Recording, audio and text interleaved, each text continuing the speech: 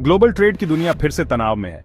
America के पूर्व राष्ट्रपति डोनाल्ड ट्रंप ने ब्रिक्स देशों को चेतावनी दी है, साझा मुद्रा की योजना छोड़ दो, नहीं तो टैरिफ लगेगा। सोशल मीडिया पर दी गई इस धमकी ने हलचल मचा दी है। ब्रिक्स देश अमेरिकी डॉलर के दबदबे को चुनौती दे रहे हैं। खरबों डॉलर के सामान पर टैरिफ से व्यापार युद्ध की आशंका है। व्यापारी और निवेशक सबसे बुरे के लिए तैयार हैं। ट्रंप के ऐलान से ग्लोबल स्टॉक मार्केट में भारी गिरावट आई। ट्रंप के इस नए कदम को समझने के लिए उनकी अमेरिका फर्स्ट नीति को समझना जरूरी है। ट्रंप ने हमेशा अमेरिकी आर्थिक हितों को प्राथमिकता दी, अक्सर अंतरराष्ट्रीय सहयोग की कीमत पर। उन्होंने अमेरिका को Trans Pacific Partnership trade deal से हटा लिया, चीन से आने वाले सामानों पर टैरिफ लगाए और कनाडा और यूरोपीय संघ जैसे सहयोगियों से टकराव किया। अमेरिका फर्स्ट का एजेंडा इसी सोच पर आधारित है कि ग्लोबल ट्रेडिंग सिस्टम में अमेरिका का फायदा उठाया गया है। ट्रंप और उनके समर्थकों का तर्क है कि चीन और दूसरे देशों की गलत व्यापार नीतियों ने अमेरिकी नौकरियों को खत्म कर दिया है। वे टैरिफ को अमेरिकी कामगारों और व्यवसायों को विदेशी प्रतिस्पर्धा से बचाने के लिए एक जरूरी उपकरण मानते हैं। हालांकि अमेरिका फर्स्ट के आलोचकों का तर्क है कि यह एक गलत और अंततः आत्मघाती तरीका है। वे बताते हैं कि टैरिफ अमेरिकी ग्राहकों को नुकसान पहुंचाते हैं, जिन्हें आयातित सामानों के लिए ज्यादा कीमत चुकानी पड़ती है। उनका यह भी तर्क है कि टैरिफ ग्लोबल सप्लाई चेन को बाधित करते हैं और लंबे समय में अमेरिकी अर्थव्यवस्था को नुकसान पहुंचाते हैं। अमेरिका फर्स्ट पर बहस ट्रंप के पद छोड़ने के बाद भी लंबे समय तक चलने की संभावना है। उनके उत्तराधिकारी को अमेरिकी कामगारों और व्यवसायों के हितों और एक स्थिर और भरोसेमंद ग्लोबल ट्रेडिंग सिस्टम की जरूरत के बीच संतुलन बनाने के मुश्किल काम का सामना करना पड़ेगा। आने वाले वर्षों में वॉशिंगटन में लिए गए फैसलों का वैश्विक अर्थव्यवस्था पर गहरा असर पड़ेगा। ब्रिक्स देशों में भारत खुद को एक बहुत ही नाजुक स्थिति में पाता है।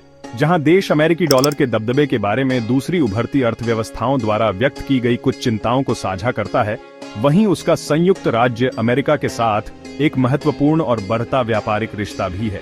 भारत अमेरिकी रक्षा उपकरणों और तकनीक का एक प्रमुख आयातक है और अमेरिकी कंपनियां भारत के तेजी से बढ़ते तकनीकी क्षेत्र में तेजी से निवेश कर रही हैं।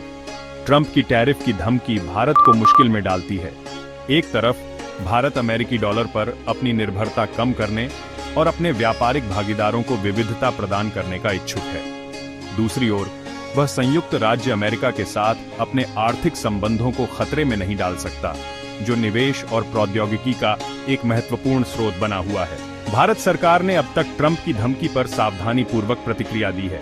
इसने ब्रिक्स समूह और एक बहुध्रुवीय विश्व व्यवस्था बनाने के लक्ष्य के प्रति अपनी प्रतिबद्धता दोहराई है। हालांकि इसने संयुक्त राज्य अमेरिका के साथ मजबूत आर्थिक संबंध बनाए रखने के महत्व पर भी जोर दिया है।